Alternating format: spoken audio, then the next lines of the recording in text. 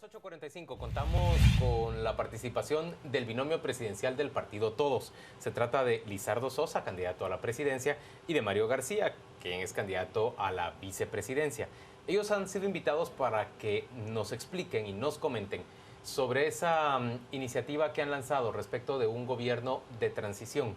Yo lo voy a resumir en muy pocas palabras. En concreto, lo que ellos están proponiendo es que se elija un gobierno que esté dispuesto a que su mandato sea revocado 2 años después de haber alcanzado el poder. Esto es en 2018, y que sean realizadas elecciones generales bajo un nuevo régimen electoral, con una nueva ley de servicio civil y con una nueva ley orgánica del legislativo que permita que nuestro Congreso se convierta verdaderamente en un parlamento en donde se discutan los intereses más relevantes del país y no en esa especie de piso de subasta o zoco de mercado que vemos por estos días. Gracias a los dos por acompañarnos. Arrancamos con la primera pregunta de Gustavo Berganza.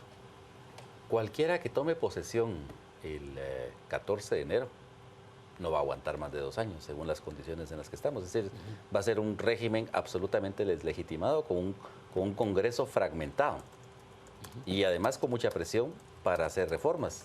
Sí, de todas formas, el próximo gobierno, sea el que sea, será un gobierno tal vez no de transición, pero por lo menos temporal.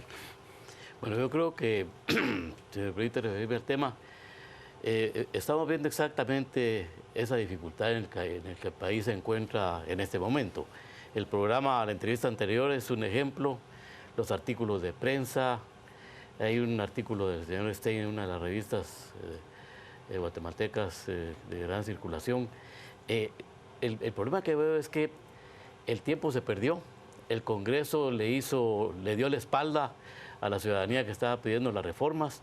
Habría sido oportuno la reforma a principios de junio, todavía a finales de junio, que permitiera la vigencia de la ley y la convocatoria a elecciones con la nueva ley, lo que hubiera permitido un proceso de depuración y saneamiento del sistema político ya, inmediato a partir de esta elección.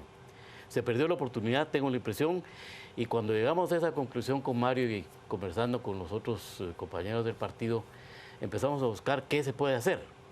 Bueno, entonces surgió la idea de esta propuesta de un gobierno de transición. Lo que estaríamos nosotros pidiendo es exactamente lo que usted señaló, Juan Luis, es que nosotros estamos pidiendo al pueblo en esta elección un mandato para que en 2 años se reforme la ley electoral de partidos políticos, se reforme la ley del Congreso y se emita una ley nueva de servicio civil.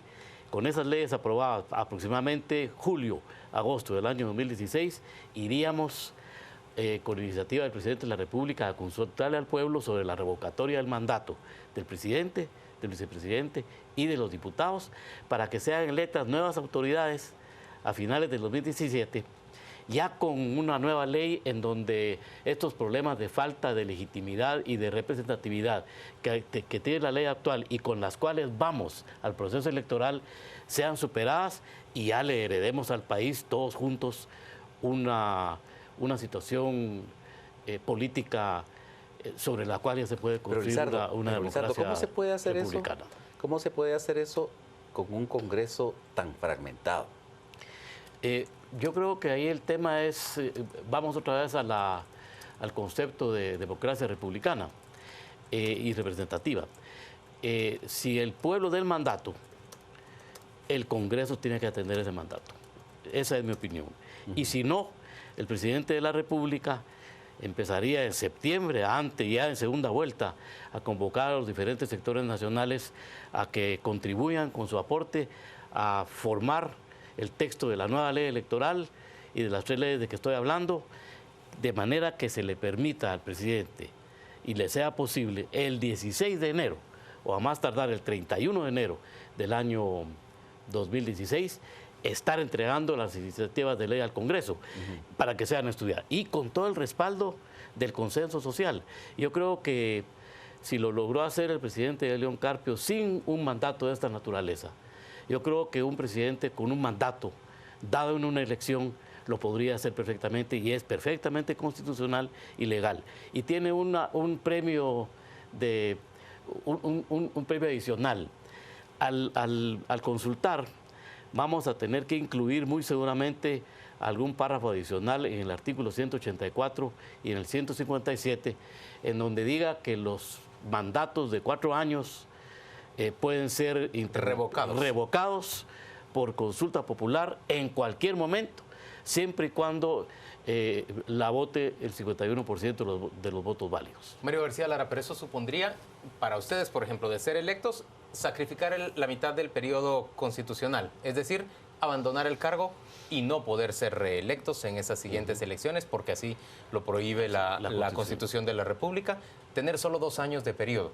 Ustedes pueden aceptarlo, pero los diputados de los partidos opositores van a aceptar semejante cosa. Pues el planteamiento que hacemos es precisamente poner al presidente y al vicepresidente de la República como ejemplo de la posibilidad que hay y de la voluntad que hay de acortar nuestro propio mandato y hacerlo extensivo a la prioridad. La prioridad no es revocar el mandato del vicepresidente ni del presidente de la República, la prioridad es revocar el mandato del Congreso de la República. Pero para hacerlo y tener la autoridad moral de obligar al nuevo Congreso, de autodepurarse, que al final de cuentas es lo que estamos planteando, nosotros ponemos a disposición de la ciudadanía nuestros cargos para que, siguiendo ese ejemplo, los diputados, con la presión popular y con la presión de los amigos de la comunidad internacional y con la presión de la opinión pública, también opten por esa salida honorable. Y la falta de legitimidad y de representatividad que tiene el funcionamiento de los partidos también nos incluye a nosotros. Yo me considero que en este proceso electoral, en las condiciones en las que se está llevando a cabo, también voy a tener, si fuera electo, voy a tener muy poca legitimidad. Hay que reconocerlo.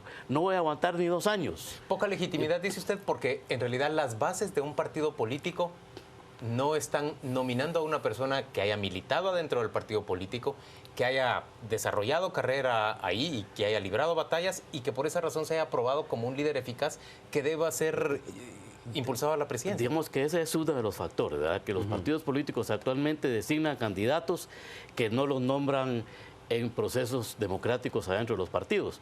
El que nombra realmente a los candidatos es el secretario, es el financista del partido, es el empresario que tiene mucho poder y puede influir.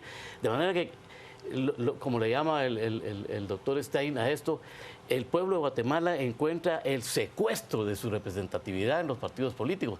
Al final el pueblo vota, pero no son por sus candidatos, son por candidatos que le imponen otras fuerzas de poder. Esa es una cosa. Pero la otra es que, efectivamente, hoy por hoy, un gran porcentaje del pueblo de Guatemala quiere una nueva ley electoral, sí, 80 y pico %, y 85% también quiere que haya elecciones. O sea, se está dando poca confianza y credibilidad a cualquiera que sea electo con las normas actuales y con todo lo que ha ocurrido. Un proceso en el cual el Tribunal Supremo Electoral no ha tenido la capacidad, no la tuvo de asegurar condiciones iguales en el punto de partida, que era el 2 de mayo, el día de la convocatoria. El 2 de mayo ya había un partido que tenía 2 años y pico de campaña anticipada y se le inscribió sin ningún problema. Entonces, no hay reglas claras, no hay aplicación pareja de la ley. Eso no es democracia. Y eso no es democracia. Y entonces, todos los electos vamos a ser afectados por ese proceso. O sea, la falta de legitimidad es por esto, y la otra también es de legitimidad y representatividad. Bueno, miremos, ustedes hablan de reformar la ley electoral. Hablan de reformar, ¿qué otras leyes? La ley de servicio civil, ¿sí? Y la ley orgánica del Congreso para la reforma política. Vale. Y todo el resto de leyes, Contraloría, de compras, del IX, del INE, para ir buscando mejorar el marco institucional. Bueno, el del IX, por ejemplo, para que la Junta Directiva elija al presidente y que no sea nombrado por el presidente. Hay que quitar al presidente de los nombramientos de gerentes de las instituciones autónomas porque les corta la autonomía.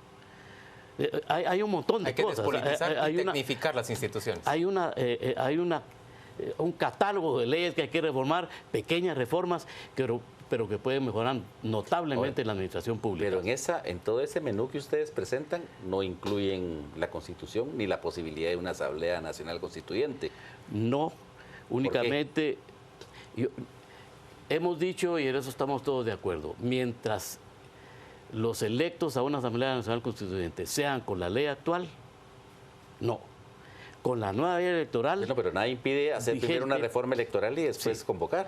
Pero yo creo que esa es una cuestión que que realmente no la consideramos así. Creemos que a partir de 2018 el nuevo presidente de la República y los nuevos diputados podrían pensar con la legitimidad que van a tener y la representatividad fortalecida, podrían decidir ir a una reforma constitucional, sea por consulta o por Asamblea Nacional Constitucional. Es un asunto de prioridades, digamos. Nosotros, luego de haber planteado nuestro plan de gobierno, en donde incluso mencionamos la posible reforma constitucional, nos percatamos de que en nuestro análisis y nuestro planteamiento decíamos que las instituciones están totalmente deterioradas y desnaturalizadas en el país.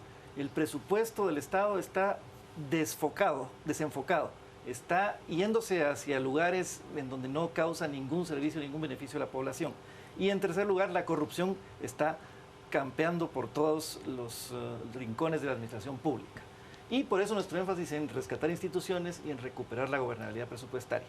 Pero nos damos cuenta, y el informe de la CICIG de hace 2 semanas nos dice con claridad cristalina que el origen y fuente del deterioro institucional, del presupuesto desenfocado y de la corrupción es el sistema electoral y de partidos políticos. Entonces creemos que el énfasis y la prioridad 1 debe ser empezar por la reforma profunda del sistema electoral y de partidos políticos y, digamos, simultáneamente o inmediatamente de eso proseguir con las demás áreas que habíamos planteado en nuestro plan de gobierno. En concreto, ¿cuáles serían las 2 o 3 reformas fundamentales que ustedes creen que se tienen que hacer en materia de ley electoral y de partidos políticos? En la ley electoral yo creo que debíamos de tocar la formación de distritos electorales. El departamento resulta ser muy grande como distrito.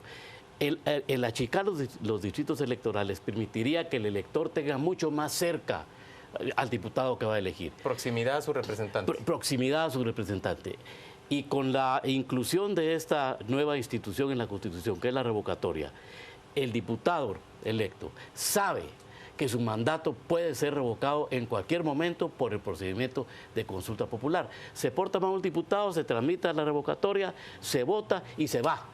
Eso no ocurre ahora, hay que aguantar los 4 años, por malos que sean. De manera que, distritos electorales, voto secreto, yo creo que serían de las más importantes, y legislar todo lo que se refiere a la consulta en elecciones primarias o el procedimiento que se decida para que los candidatos a presidente y vicepresidente y a diputados realmente surjan de la voluntad de los afiliados de los partidos. Señores, ¿por qué no se trata en el proyecto de reforma política que plantean ustedes nada referente a las municipalidades, sino en exclusivo poder legislativo y poder ejecutivo? ¿Por qué razón? Bueno, el asunto a nivel de las municipalidades tiene una resolución menos complicada. El alcalde realmente, por lo general, hay sus salvedades. Tiene una representatividad muy grande, un conocimiento pleno de los electores. Lo que no ocurre a nivel del sistema electoral de partidos políticos con el sistema de listados, por ejemplo, que tenemos para votar. El listado distrital, no necesariamente los ciudadanos conocen... Aquí el problema no es la representatividad.